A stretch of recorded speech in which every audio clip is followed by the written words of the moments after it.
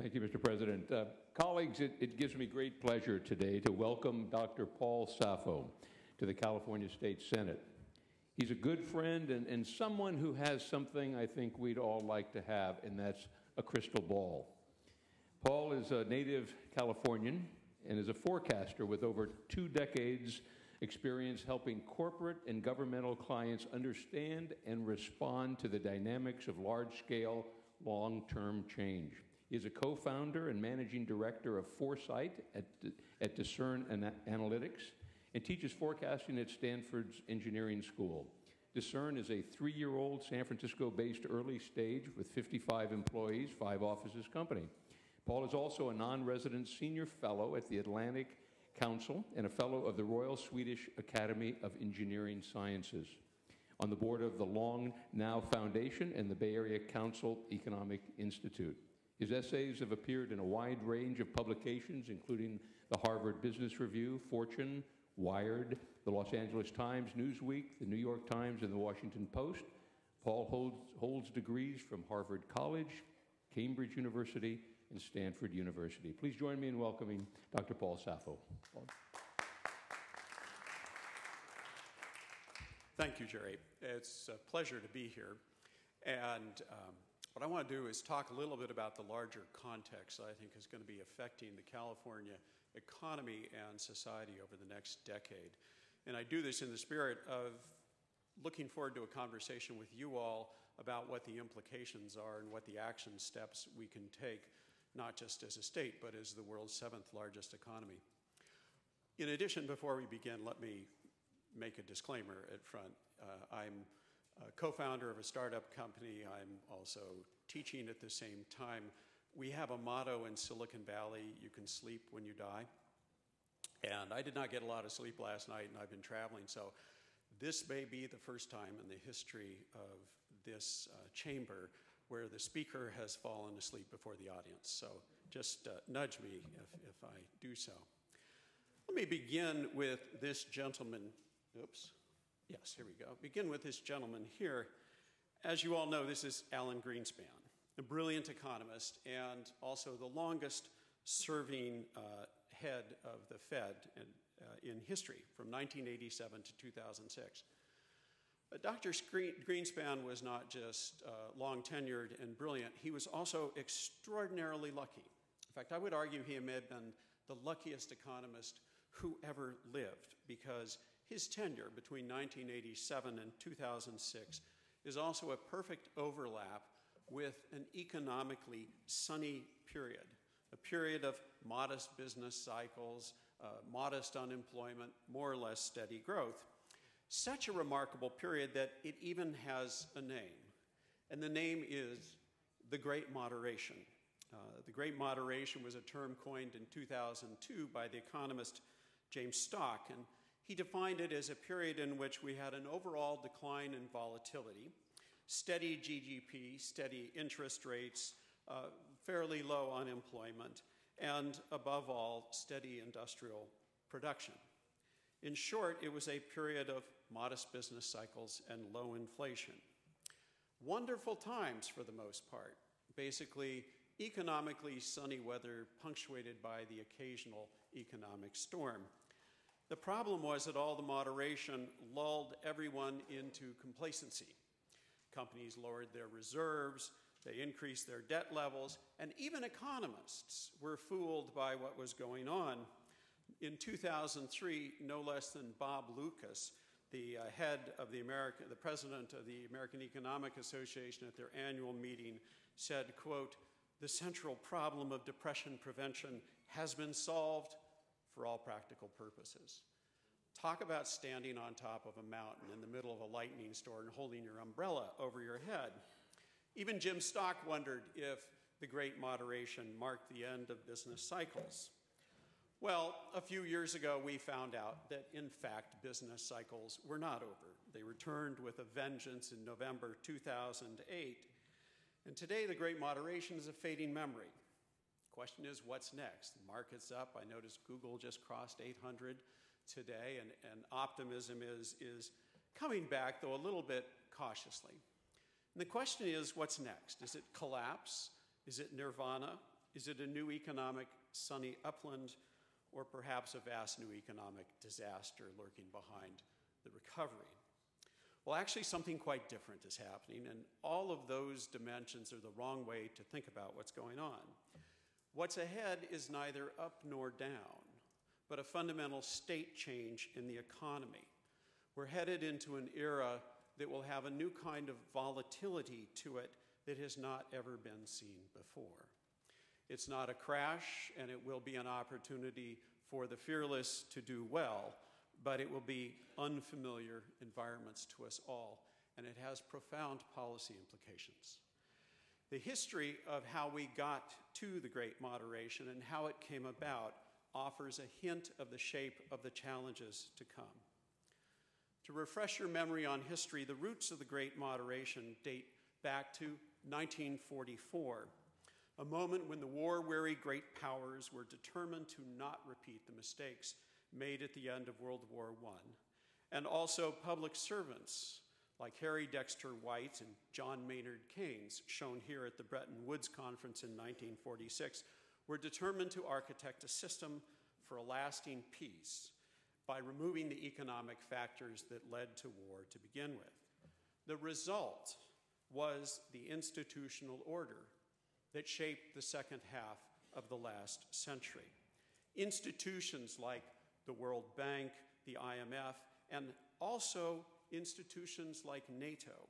They emerged from the Bretton Woods process, and it was no coincidence that the EU's foundation was the European Coal and Steel Community, coal and steel being war materiel that led to the start of World War II. Thus, at its core, you can think of the Great Moderation as defined as a period of strong institutions acting as financial and policy shock absorbers, capable of pulling events back to the center when things turned strange. It was, in short, a Keynesian triumph. The result was a multi-decade period of mostly clear weather, and in exact contrast to today, because if that was a period of clear economic weather with the occasional storm, today we're in a period of stormy weather with occasional clearing between the clouds. The hitch was that the very factors that led to the creation of the Great Moderation were leading to its end. Two forces were at work. The first was poor institutional memory. This is a picture from 1975. Remember the oil crisis and when we actually printed ration cards for gasoline? Well, back then, everybody had become so accustomed to the new normal and so shocked by the inflationary effects of the 1970s crisis, policymakers became obsessed with inflation, and employment took a back seat.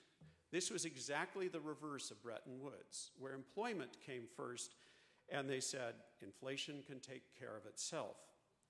In search for a cure for inflation, world leaders and policymakers began leaning away from government interventions and towards self-managing markets. Ushering in the era of Reagan and Thatcher, beginning in the early 1980s, the Bretton Woods view of managed global capitalism was abandoned in favor of what was eventually called the Washington Consensus, so named in 1989 by John Williamson. It was initially created for developing nations, then in crisis, but eventually morphed into a broad shift that affected us all.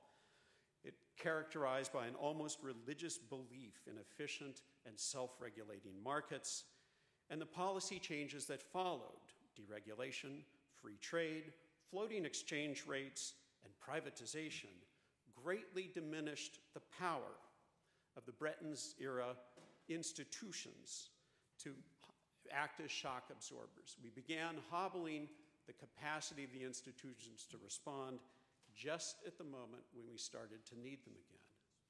The second factor comes much closer home to us here in California, and that was information technology. The Berlin Wall in 1988 was, when the wall fell, that was the beginning which the backdrop of Bretton Woods began to dissolve into history. Soviet Union, globalization, not coincidentally, all these things started to happen in the same year that 5 months earlier, before the wall fell, this gentleman wrote the memo shown up on the screen here. This is Tim Berners-Lee, and it's the original memo for the World Wide Web. Quite simply put, the second factor eroding the era of the Great Moderation was information technology. We need to remember that information technology is truly, truly revolutionary. The arms race didn't end the Soviet Union. It was the information revolution that ushered in the collapse. Samizdat videos in Poland, photocopiers churning out smuggled tracks in Czechoslovakia, and eventually cell phones and email in Russia itself. Quite simply put, information technology is the solvent to leaching the glue out of our institutions, including the institution that you all represent. So as we entered the 90s, thanks to the digital revolution, the world was becoming more connected, more complex, yielding to a multipolar environment. And behind it all, the digital termites were in the woodwork, the solvent leaching the glue out of the institutions. And everywhere we turned, you could see power fleeing from the centers to the periphery. Policy was no longer made in capitals, it was made in borders. And think of the G20. It was the G6 in 1975, the G7 in 1976, the G8, today the G20, and arguably, as one friend of mine likes to say, it's the G0. This kind of change has already affected us. You know, if the 20th century was shaped by nation states, the 21st century is being shaped by city-states. There's more power in California today in terms of global impact than there is in Washington, D.C. Just ask anybody who uses Facebook, Google, or Twitter. But against all of this, the institutional shock absorbers were losing their power. And not just in the financial space. Gulf War I in the 90s, all sorts of things started happening, but we ignored them because they were all storms in other men's world. Easily ignored until 9/11. And we had a brief moment of economic uncertainty after 9/11. And then when the economy didn't collapse, we fell back asleep. We assumed the Great Moderation would continue. And of course, we were reminded in November 2008 that the moderation was over. Here's what lies ahead. It's not crash, it's not recovery, it's not depression, it's not nirvana. It's a shift to a world characterized by events that have, and forgive me, I teach in an engineering school, ever shorter cycles and ever higher amplitudes. Things will change more quickly and they will become less and less predictable. And we had an example just a few years ago. May 6, 2010. Remember the flash crash? Think about this. The market went down 998 points, 9%. It lost $1 trillion like the disappearing smile of the Cheshire Cat, and it recovered. It went down and it recovered in about the same amount of time it takes for me to wait for my latte to be served at Starbucks. Depressions and recoveries used to take decades or years. Now they happen in minutes. That is the new normal. High amplitudes and shorter cycles and ever more uncertainty. So I think the challenges ahead are vast and they directly affect this chamber. I want to stop in just a moment and engage in a discussion, but just a couple of things to think about. Ask yourself, where does national power, where does the new power reside in this era of the great turbulence? What is the foundation of national power, of state power? The Cold War world of the Great Moderation was defined by institutions, treaties, and a few great powers. In contrast, I believe this era is going to be determined by power nodes, feedback loops, networks, and above all, more players than we can count. Even inside this state, I would argue our policy is made as much on the Mexican-California border as it is here in Sacramento. The shape of the world to come is as protean as it was in 1944. Everywhere we turn, individuals and institutions and entire societies are struggling to adapt. From the demonstrators at the 1999 Seattle G-Summit to mullahs fighting modernism and demonstrators in Tahrir Square hoping for a new future. And amidst all this turmoil, are any institutions really up to the task of managing this new era of the great turbulence? As a bystander, my observation is that the real challenge here is that governments, at least at the national level, lack the will to manage. And I find what's happened in California in the last 12 months a refreshing contrast to what happens in Washington.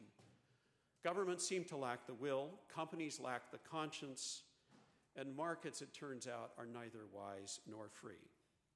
Bretton Woods was convened in part as a response to a half-century of industrial revolution. Now we're dealing with a half-century of information revolution, much created in this state. It's a global tectonic force. It's still accelerating and with no end in sight. And I am certain that we're on the edge of a new Bretton Woods moment, when leaders at all levels need to step up and commit to creating the new global architectures that will shape the 21st century. Quite simply put, I think that what happens in the next 10 years in policy will shape the next 50 or 60 years to come. And that's why I regret taking your time, because you all should be at work building it. Thank you. I'll take questions if you like. Remember, I'm a university professor, so if you don't raise your hand, I'll call on you. Professor, you did not make mention of the Glass-Steagall Act nor its repeal, and I wondered if you could comment as to whether you think that was an implicating factor in what happened dramatically in 2008 or not, and what your suggestion would be with either its reimplementation or not. Well, to repeat your question, what do I think of the repeal of Glass-Steagall? And relative to this timeline, I think the repeal of Glass-Steagall was a key factor in eroding this order. Repealing Glass-Steagall, I have a slightly different take on why it was a bad idea. The problem was that our financial institutions, thanks to information technology, were becoming steadily more complex. And if you talk to people back at places like Citibank or Wells Fargo, even before the repeal, they were running a business where they really didn't understand their business. They had some levers to pull, but nobody at the companies fully understood it. When you repealed Glass-Steagall, it allowed those companies to move into entirely new spaces where they had no institutional experience, but competitive pressures forced them to act. And so, in essence, what happened in our financial markets was that the major players became vigorous players in a game they profoundly did not understand, with predictable result. Ink once spilled can't be put back in the bottle. We can't return to Glass-Steagall, but I think moving forward we can start building up new boundaries, new edges on our financial institutions. Very back, sir. Just wondering what thoughts you would have, Rob, or even suggestions you may have. You mentioned in your presentation the impact of information technology, the rate of change and innovation that we constantly talk about, and how it's just getting quicker and quicker and quicker and quicker. Yet our structure of not so much government, but governance hasn't changed much in more than a century. Gut and amends the last couple of days of session notwithstanding, for the most part, it's still the late February deadline for introducing a bill, and it's got to go through this house, the other house, and come September, or you may have something on the governor's desk. Seems like there's a little bit of a tension there. Wondering if you would comment on that. And there's a part B to the question, which is sort of the public's perception of, or maybe expectation of, government and the ability to act quickly or not act quickly. Sure. Wonderful questions. And I'm hoping they recorded that, because I would not do that question justice if I tried to repeat it. But to summarize, if I netted it out in a different way, what's happening? We've got all these feedback loops. We've got instant digital technology. It's changing all sorts of institutions, and how does it affect this house? Two thoughts. And even though I'm in Silicon Valley, this will probably be the opposite answer you expect. If you think about it, that all change, whether it's the evolution of cities or governance, institutions like this operate with a combination of fast and slow processes. You know, there's some processes that change very quickly, like who comes in and out of the building every day. And there are processes that are a little more slow. How long is a legislator in office? And some that are slowest of all, the Constitution, the structure of the building. I would argue, this isn't being recorded, right? I would argue that with each advance in communications technology, our democracy has gotten in steadily more trouble. And it goes as follows. When at the national level, our bicameral system was set up, the great challenge for the colonies was communications. You know, think of the War of 1812 and the Battle of New Orleans, which gave us that really great song, but in fact the battle had been fought a week after the treaty was signed. Word hadn't reached New Orleans. So it was an era where they were building a nation and they were dependent on communications, but communications was mostly pretty bad. And so they said, how do we set up a government that has as good a communications between the electorate and the elected officials as possible? And so we had checks and balances, and we had communications. The net effect was, is we created at the national level, and in part here, the same thing in California, a government that did a very good job of listening to its electorate. And then with each advance in telecommunications, the amount of communications coming to the representatives got that much higher, and there was ever greater pressure to respond immediately to public opinion. So we had, telegraph, the telephone, then we had modern electronic analog media, television, radio, and now we have the internet where anybody can connect to anyone. I would argue the downside of the digital revolution is that you all don't get a chance to sit and reflect and think and shut out the constant din of individuals back in your districts making requests. And one could look at Washington, D.C. and say that's the real problem, is that representatives will not last another term because of the immediate pressures of things constantly coming in. So I would argue that what we need to do is find a way to isolate. I don't think it's a blind race to say we need to respond more and more quickly. That trap leads to one thing. French Foreign Minister Ledru Rollin in 1848 put it very nicely when he said, "These are my people, I must follow them." Where you have very little freedom, you're constantly in response. We had it happen in the corporate world. Notions of things like shareholder value. Part of the problem why some of our largest corporations are in trouble is that CEOs are no longer free to take bold long-term decisions because their shareholders will punish them in nanoseconds in the marketplace. And I've seen that happen in more than one instance up close and personal. Sorry for such a long-winded answer. Professor Saffo, you're from the Silicon Valley, and I think that we live in a society today that punishes you most severely if you have little or no education, because long gone are the days of a generation that perhaps at minimum with a high school education, perhaps even a GED, you could get a good job nonetheless, work in a manufacturing plant, good union job, pay your mortgage, send your kids off to college if in fact they're college bound. So obviously our world globalized economy has changed quite dramatically. Because Silicon Valley venture capital is the bastion of forward-thinking, futuristic ideas, and once those ideas are put onto paper and executed, that manufacturing plant, whether in Guangzhou, China, or elsewhere, folks are putting something together and are making something and then exporting that something back to us, the world's largest consumer base. What are your opinions, or how do you envision or look at what policymakers on both sides of the aisle, Democrats, Republicans, and there's a lot of opinions as to why our manufacturing base, has decreased quite dramatically. There's externalities beyond our control. There's some things that are within our control, obviously. What do you envision? Can we still rebuild the middle class in the United States and more specifically here in California? You all ask the best questions. Are you experienced with this? This is great. I would love to have you meet my students. They also ask good questions, but these are especially good.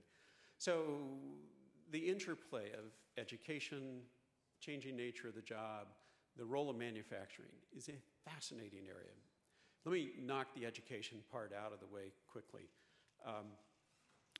We're seeing the leading edge, and you all are involved in it, of the first moves to online education. Startups like Coursera at Stanford, Udacity, Sebastian Thrun's new company, and what are called MOOCs, massive online course environments. I think this is great news. I like the fact that our governor is embracing this.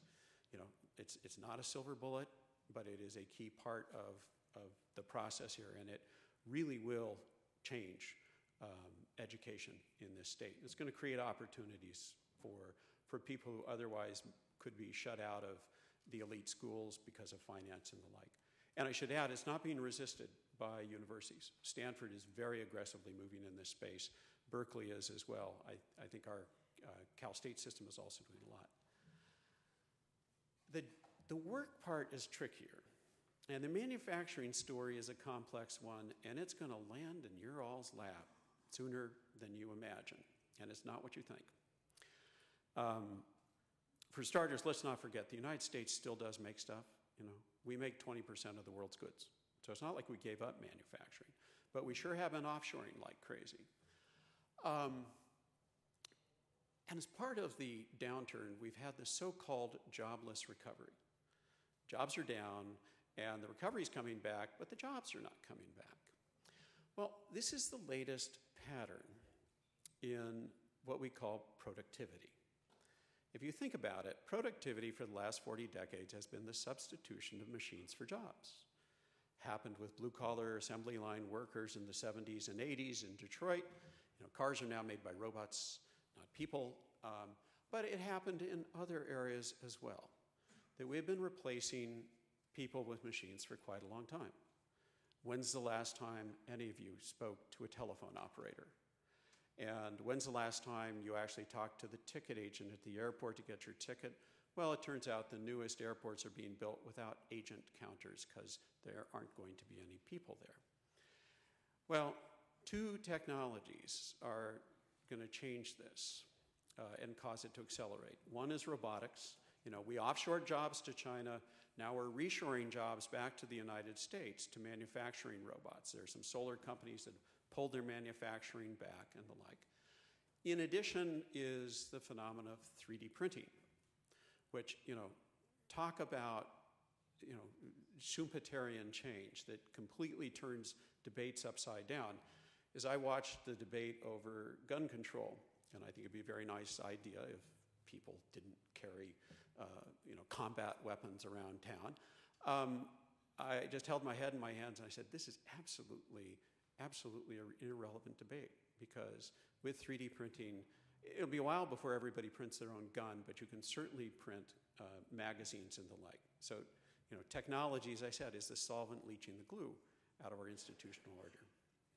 Here's what's happening, that the fear of losing jobs to machines is an old one. In the 1930s, there was the technocrat movement, and they said that robots were going to take our jobs. And then in the 1960s, everybody said, well, by 1980, we will no longer have this thing called work. The futurists at the time, I loved it best. They said the great social challenge for your predecessors in the mid-1980s would be figuring out what to do with all our leisure time. I don't know about you, I can't wait. Well, the opposite happened. Now we don't sleep, there's so much to do. But in fact, you can see a hint of the change coming as follows.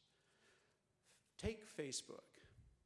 It's an example that the jobs, we don't need to worry, well, we should worry about the jobs that are disappearing, but we should worry more about the jobs that never were created to begin with. So I was at Facebook 3 days before it went public, and I walked around campus, and the campus was mostly empty, and I thought, well, they're going to grow into it. And then I started thinking about the numbers on Facebook. And Facebook at that point had, I think, $3.8 billion in annual 2011 revenues. They had over $1 billion in profits, and they had 2,500 employees. Do the math on that ratio for workers. That a lot of the dot-com companies just aren't creating jobs to begin with. That's why this is a jobless recovery. And over a multi-decade period, the big question we're going to have to ask is, what does replace work as that thing that gives us security and meaning in our lives? And by the way, the world's largest manufacturers are moving to robots.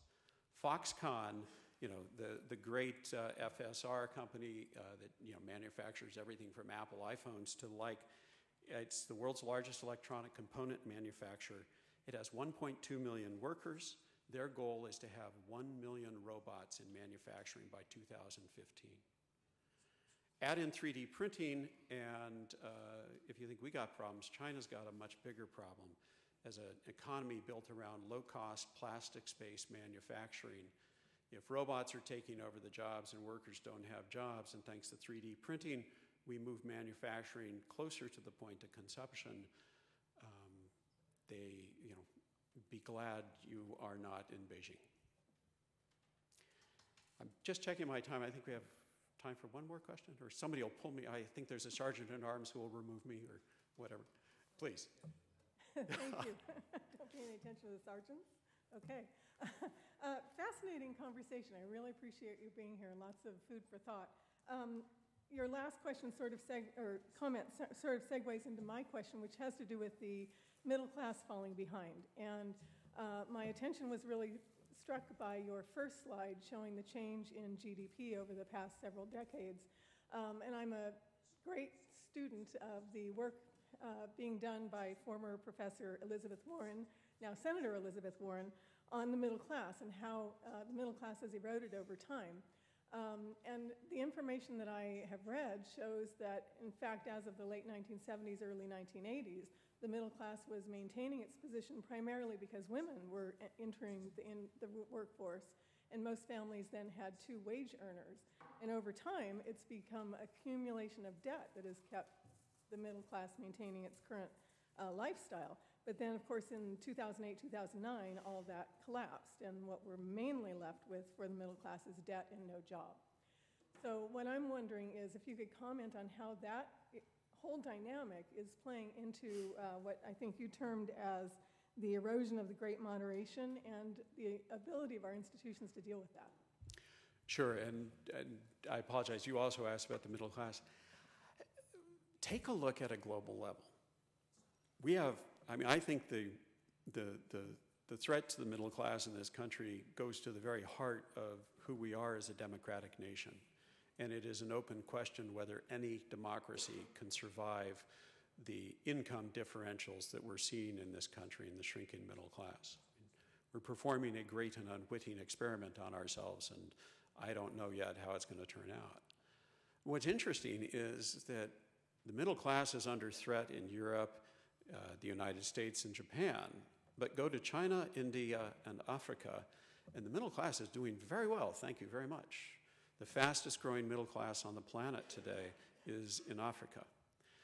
So that the notion of a middle class at a global level is not threatened, but in our society we've gotten into a situation where them that has gets, and them that has more gets even more, and it's causing this ever greater wealth inequality. And if we don't figure out a way to close that gap a bit, it is not going to turn out well for us. But elsewhere in the world, there are middle classes that are doing quite well, and we should look to see what it is that's making it work for them. So, other questions, comments? Sure. Well, thank you for your presentation. It's Thank you. fascinating. And as I understand it, what you're saying is we're going to move into a more volatile world. And you'll see these projections. For example, CalPERS, the pension fund, has a 30-year projection on what the stock market's going to do, and they have a pretty high rate of return that has been ridiculed by quite a number of people. And then you've got folks at Stanford that have basically looked at the same thing and have a very, very low rate of return that people have also criticized. It's always seemed to me that it's silly to project 30 years out, especially in the market. And if it's going to be more volatile, my view is, do you believe it's absurd to try and do that? Or what's your sense of any of these projections based on what's going to happen 10, 15, 20, 30 years from now? Well, let me answer that not at predicting the Dow, but at a policy level. That my experience is that in periods of rapid change, it is more important than ever to look long term. Instinct tells you to do one thing, but experience tells another. It's a little bit like driving on an icy road. Your car starts to spin on the ice, and instinct tells you one thing, and Newtonian physics tells you the opposite. And if you follow instinct and turn against the curve, you'll end up in the trees. Physics tells you to do the opposite. So thinking long term is a trained habit. You all do it well. But I think especially in this period of turbulence, it is crucial to think longer term than ever and systematically think about what 2030 looks like. It's a nice round number. The National Intelligence Council just published a report, Global Trends 2030, it's available on the web. It's a public document. It's got lots of interesting content, but it's also a really, really solid example of policymakers thinking into the long-term future in the face of deep uncertainty in ways that are actually informing decision-making in the White House. And not just in the White House, the Chinese CIA just published a Chinese translation of that document, and they were consulted in the creation of it. So thinking systematically about the long term and thinking about documents commissioned by this chamber about what lies ahead, I think are important. Because above all, this isn't about California. California's most important role is as an example and a partner with other jurisdictions beyond the United States. What you do here really affects global economy, global society, and I think you have an opportunity to really do some dramatic leadership by example. And I see the sergeant of arms creeping up on me or someone else, so unless, question? Dr. Saffo, quick question. The United States, California, places of innovation, creation of wealth through innovation technology. The U.S., California being the place where the best and brightest in the world come to prosper. Thoughts about proposed immigration policy, additional visas for students. You always hear the story about the best and brightest coming to Stanford, to Berkeley, to UCLA to be educated. Then we turn around and say, you can't stay, you got to go back. Yeah. Well, let's sort out the short-term part. The visa issue, I think we all in this room know what has to be done around visas. It's a little crazy to chase off really high, young professionals who are graduated, they've been trained in this state, and then we send them abroad to be part of the competition. I'm all for competition, but that's ridiculous.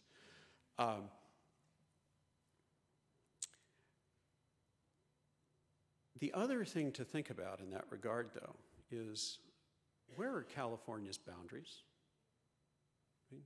Where are California's boundaries? Take the San Diego area. I'm on record. I wrote a piece in the Chronicle saying that the Bay Area needs to think like a city-state. And I wasn't arguing for secession from California. After all, you all have our water up here. But instead saying that what we need to do is think creatively about dissolving boundaries and new kinds of relationships. San Diego, I would argue, is a virtual city-state. As an economic region, however, it's not San Diego. It's San Diego plus Tijuana plus Mexicali. My good friend Chris Anderson, the editor-in-chief of Wired magazine, who recently resigned, and he has a new startup company building robotic aircraft. They design in San Diego and they manufacture in Mexicali.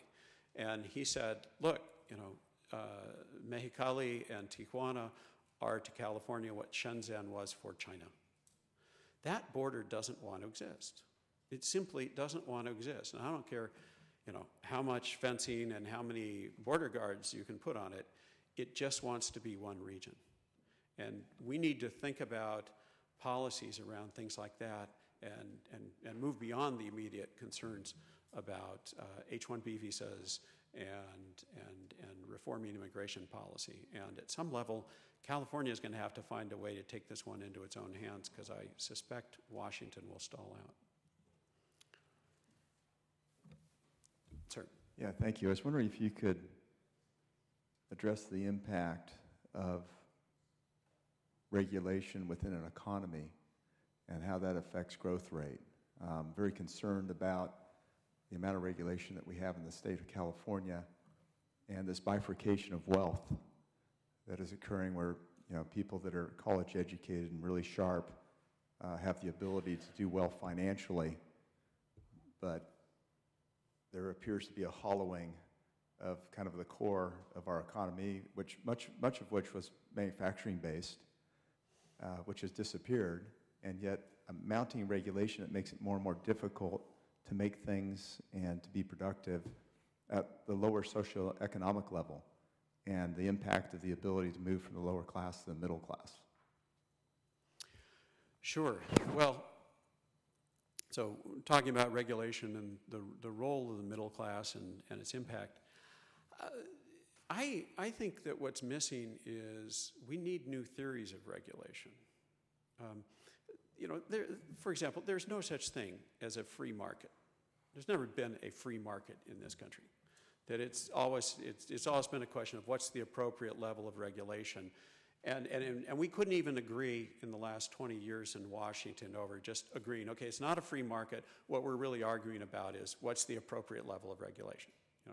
20 years, and the children in Washington can't even get that far. What we desperately need are some new theories of how to approach regulation, because regulation comes together in two ways. Top down, a new theory, concept, a framework, and then bottom up, you fix what's broken and you tinker with it. And then eventually it gets so tinkered with, you say, well, we got to wipe this clean and start over again. And I think we're at a point where we've been satisficing on our regulations for so long, and the arguments have been so severe, we haven't given people like you the clear field to move and reorganize regulations at a more macro level. And I think that's what needs to be done. But of course, it's not a question of regulation or no regulation. It's a question of right levels of regulation and right context. Sir. I think what my colleague may have been getting at, and there were other questions, Senator De Leon and some others, having to do with this issue of a shrinking middle class.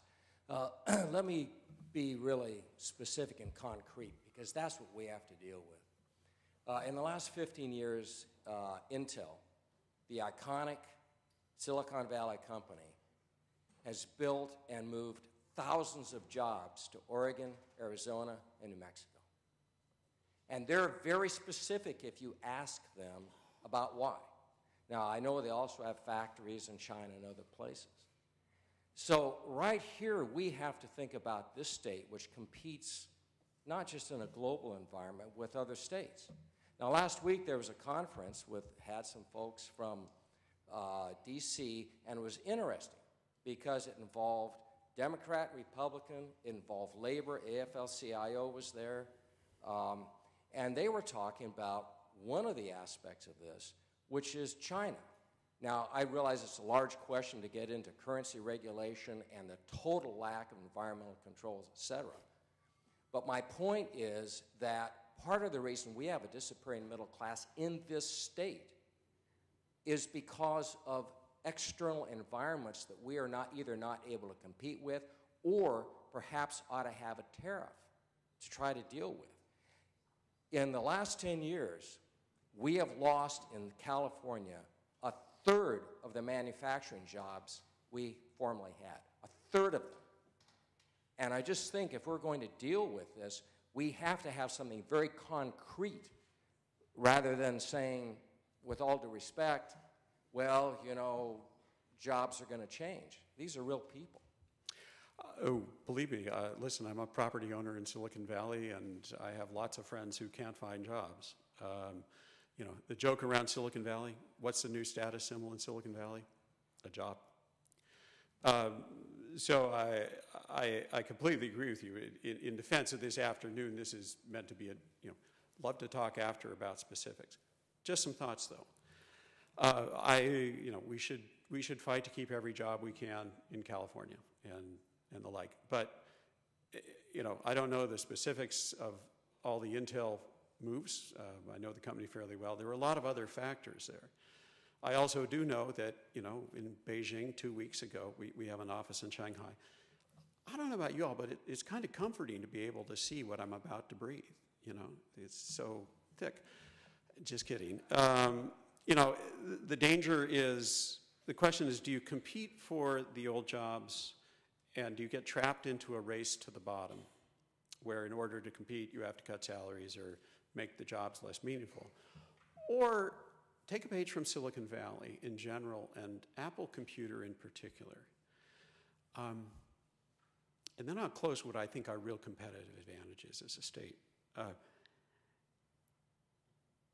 Silicon Valley works because we flee into the future. You know, as Mike Murphy has famously said, Silicon Valley is a place that eats its old. It has a disrespect for authority, and it's also a place constantly, like California, constantly in danger of drowning in the waste products of its own success. And so what we do is we get these periodic wipeouts of industries, and out of the wipeout comes an entirely new industry. The World Wide Web was invented on the Swiss-French border by Tim Berners-Lee, but it took off in Silicon Valley because it arrived just as a whole industry, interactive TV, was failing, that trained a generation of C++ programmers about rich media and threw them out of jobs, and they were literally standing on a street corner going, dude, what do we do next? And that was out of which the founding web companies came. Apple succeeds by fleeing into the future. You know, Apple killed off the iPod at the peak of its popularity and turned it into a feature set on the iPhone because they knew if they didn't kill the iPod first, their competition would kill it. And so we have to walk a delicate balance of knowing when can we protect jobs and protect old industries, and knowing when we have to let them go in order to create space for the next innovation. Silicon Valley needs bubbles and wipeouts in the same way the hills behind my house need brush fires every 40 years or so to clear out the chaparral and make space for new growth. And you know, that's the kind of conversation we haven't had at a policy level, is how to take a sophisticated view beyond saving jobs to talk about how do we continue creating the industries of the future. Because Silicon Valley is constantly on the edge of failure. You know, I would remind you, some of you I'm sure read C.P. Snow and The Two Cultures, and in it he talks about Venice in its last century, wildly successful place, you know, beat the heck out of Genoa in the competition for maritime travel, but they knew that the current of history had started to turn against them. And many smart men in Venice applied their minds to creating, to changing things and staying on top of the trade routes. The problem was they'd become very attached to the old pattern, and they never found the will to break it. And that was the point at which Venice ceased to be a maritime power and ended up going down the long road to being a tourist destination sinking into the Adriatic. You know, we have to flee into the future. We have to bring all of our public along with us as well. I want to thank you very much for really a great presentation, and to thank the membership for enhancing the conversation through the questions and the dialogues. I guess I'd just make one last comment, because you speak so eloquently and powerfully about the changes that are occurring within our society, and yet every time I read a political biography from a different era, I'm always struck by how the context of the problems and the challenges may be different in that period of time, but the similarities are also so clear as well. The relationship between the elected official and the representative and the people, the challenges of going against stakeholder interests or your constituents if you feel that they're not right. All of those things remain the same throughout the different eras of history, and I wonder if, maybe in conclusion here, you can talk just briefly about that, whether or not there are common things to learn throughout history that guide us as we be part of planning this future you speak about. Thank you again. Thank you. And you've just revealed my personal trade secret. As a forecaster, sometimes I'm called a futurist. My secret tool is history. I'm here to tell you that rear view mirrors are actually very good forecasting tools as long as you use them in the right way. And one of our famous California predecessors, Mark Twain, put it very nicely when he said, you know, history doesn't repeat itself, but sometimes it rhymes. And my advice is, if you're looking into the future, look back twice as far as you're looking forward. Look for the cycles, look for the patterns, look for the constants, because even in periods of rapid change, the things that don't change are the nature of human wants and desires. And with that are some astonishingly cutting edge and modern thoughts from people who lived before the invention of a microprocessor. And so history is a very potent tool for us all. So I could not agree more. Great. Thank you.